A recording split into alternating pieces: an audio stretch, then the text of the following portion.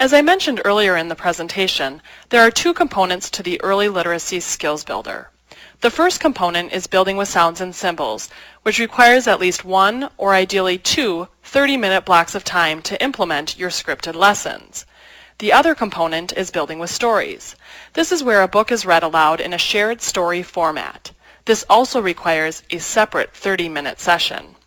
In summary, you should combine both ELSB components for a total of 60 or 90 minutes of literacy training. So building with sounds and symbols is part of your kit. It is really the heart of ELSB. We do suggest that you begin all students at Level 1, Lesson 1, and continue from there. As we discussed earlier, Level A is an optional level for those students who do not have picture discrimination or awareness of books. At Level A, students learn to recognize a book and to use objects to show meaning for a story. Each level has 5 lessons, and then each lesson provides instruction for your objectives. Each lesson includes a list of materials that you will need. In order to prepare to teach the lessons, we always recommend reading and practicing the script in advance. You may need to pre-plan for your students' response, specifically if you have students who are nonverbal or who may be eye gazers. All of the lessons also include tips for teaching the lesson, and these you can look at the beginning of each lesson. Here's a sample lesson page. You can see a list of materials and a list of optional materials. This is primarily for those students who are nonverbal. You can see how we have certain words that are highlighted. If you have nonverbal students, you may have an anticipatory set ready, such as "Good morning, Mo," or a certain objective that may be covered that day, and you may have words prepared for those students. Additionally, you are provided with tips and an anticipatory set. The anticipatory set is used in order to engage your students and prepare them to start the lesson. Every objective has a prompt, a correction, and a reinforcement. As you notice, under the prompt, it says if the student does not point to the word, use Mo to point to the correct word, saying, "Mo pointed to boy. Now you point to boy."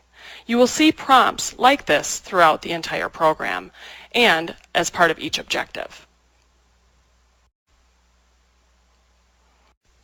To reiterate, we have Level A, which is an optional level for those students who do not have picture recognition or awareness of books.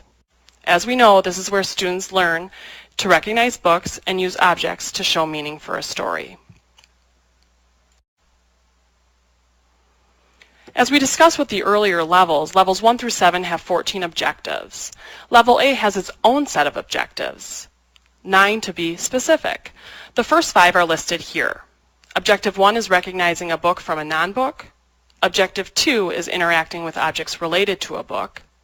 Objective 3 we saw with Kayla earlier, where she selected her own photo and written name.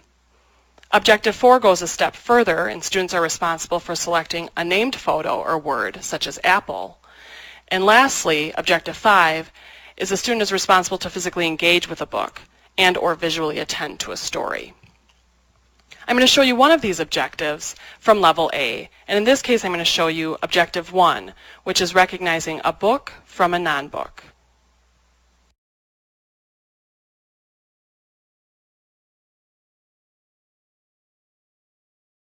I have 2 stories. Can you find "Oh My Apple Pie"? Yeah, you're looking right at it. I see you looking at "Oh My Apple Pie." Look, Lisa is eating the pie. Would Gracie like to taste the pie? Gracie, you want to taste the pie? It's yummy, yummy. Is apple pie smells good? More? Apple pie smells good, and apple pie tastes good. Yummy, yummy. So we just saw Gracie doing Objective 1 in Level A, and you may have noticed that she was distinguishing between 2 books. If your students do know the difference between a book and a non-book, this may be an option for Objective 1. We now have the last 4 objectives of Level A. Objective 6, the student has to point to an object, picture, or a word that completes a storyline. You see comprehension is also in level A with Objective 7, where students need to respond to literal questions about a story. Objective 8, which has a student point to named objects or pictures. And then the writing objective, which is Objective 9, using new vocabulary and personal information to create a story. In order to better understand some of the upper objectives of level A, I'm going to show you Objective 8.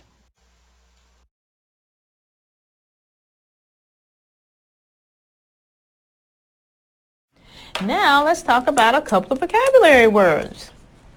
There's one I know you know really well, and that one is apple. Can you look at the apple for me? Good job, you're touching the apple. This is a green apple. They have all kinds of apples, Kayla. They have green and red and golden apples. And here's another apple.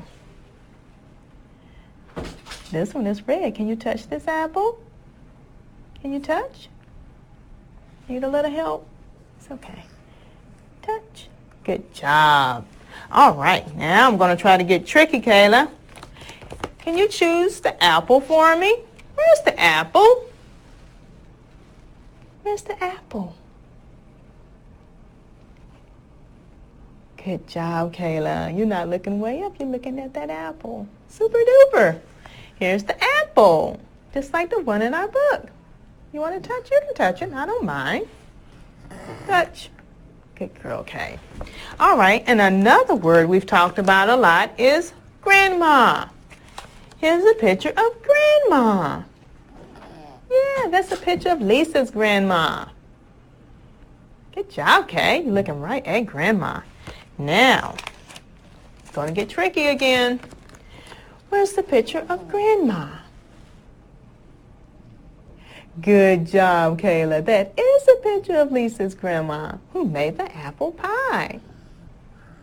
Super duper. Can you reach up and touch? Yeah, I know sometimes it can be kind of hard, can't it? Grandma. There it is. Very good.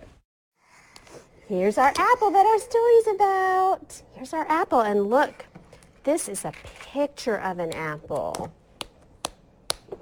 Apple, picture of an apple. They're the same. They're the same. Can you touch the apple? Yay! Good job, Gracie. You found the apple. Yay! All right, now I'm really going to try to trick you. Here's an apple, and here's an orange. Can you touch the apple? Yes, ma'am. Good job. I'm so proud of you. You're working so hard this morning. I have some pictures to show you, and we're going to answer some questions with our pictures. Look, here's a red apple. That's right. And here's a green apple. You're ready to get to the pictures. Okay.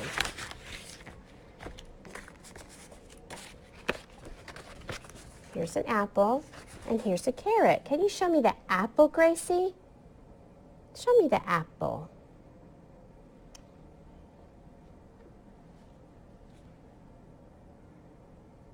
Here's a carrot, and here's an apple. Can you show me the apple? Which picture shows the apple? Here it is. Apple. Nice. There it is. Apple. Oh, this time we're going to look for an apple and a carrot. You know what? You're really enjoying this book. Let's just use it. Sometimes we use pictures apart so you can see better, but I think you're really looking at this today. Here's an apple and here's a carrot. Can you show me the apple? You are looking right at the apple. That's right. That's the apple. So find the apple on the next page. Here we go. Here's a grandma and here's a sock. Can you find Lisa's grandma?